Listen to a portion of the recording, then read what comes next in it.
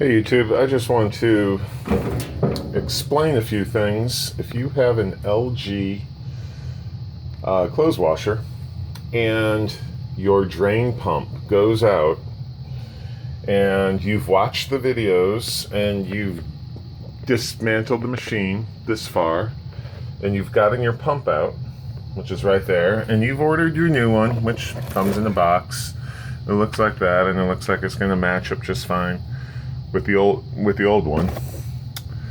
And you know what's interesting is in all the videos the technicians show how to replace the pump assembly, but they never really go into the reason why your pump failed in the first place. Well, one thing I found was when I took this motor off, here's the impeller, and this spins the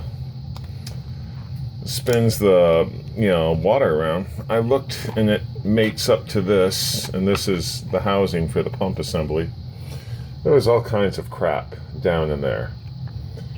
And so I took this out, and this is a filter basket. And a lot of you guys probably don't know what normal maintenance is, but you're supposed to probably clean this thing out.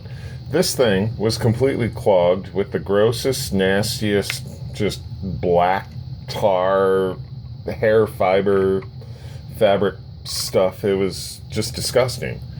And it's no wonder the machine broke. In fact, I'm not even sure if this pump is bad. This pump actually might be fine. I might have just had to clean out the basket. So anyway, I'm going to put in the new pump. Since I'm here, I'm going to save the old pump just in case.